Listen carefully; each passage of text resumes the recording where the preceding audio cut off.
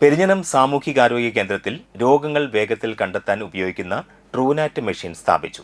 Mathilakam block panchayat health grant പദ്ധതി പ്രകാരം 19 ലക്ഷം രൂപ ചെലവഴിച്ചാണ് ട്രൂനാറ്റ് മെഷീൻ സ്ഥാപിച്ചിട്ടുള്ളത്. 30 വൈറസുകളുടെ സാന്നിധ്യം അത്യാധുനിക ട്രൂനാറ്റ് ടെസ്റ്റിലൂടെ കണ്ടെത്താനാകും.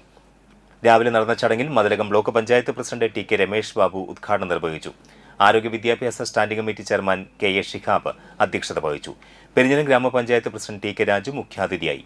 കയ്പമംഗലം ഗ്രാമപഞ്ചായത്ത് പ്രസിഡന്റ് ബീന സുരേന്ദ്രൻ, ബ്ലോക്ക് പഞ്ചായത്ത് വികസനകാര്യ standing committee chairman T H Niyas, ക്ഷേമകാര്യ standing committee chairperson A P Snehalatha, block panchayat അംഗങ്ങളായ Sheeba Murali, K R Hari, Sujitha Saleesh, Perinjanam panchayat vice president Sandhya Sunil, ആശുപത്രി superintendent doctor Jeeva Gopalan, block secretary K Madhuraj തുടങ്ങിയവർ സംസാരിച്ചു.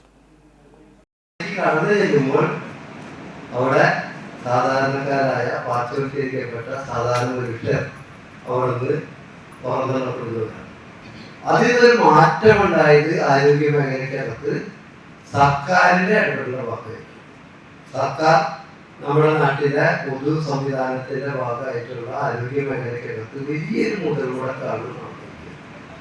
അത് നമ്മുടെ മെഡിക്കൽ കോളേജുകളുടെ അവസ്ഥ അതിൽ വലിയ മാറ്റം ഉണ്ടാക്കി. നമ്മുടെ ജില്ലാ ആസ്പത്രികളുടെ അവസ്ഥ നമുക്കും മാറ്റമുണ്ടായി. ജില്ലാ ആസ്പത്രികളിലൊക്കെ ഹൃദ്രോഗവുമായൊക്കെ ബന്ധപ്പെട്ട എല്ലാ ഓപ്പറേഷനുകളും അവിടെ നടക്കുന്നു. അത് മാത്രമൊന്നുമല്ല, വൃക്ക മാറ്റിവെക്കലായി കഴിഞ്ഞാലും അവയവ മാറ്റിവെക്കൽ പരിപാടികളായി കഴിഞ്ഞാലും ഒക്കെ ഇതിന്റെ ഭാഗമായിട്ട് നടക്കും.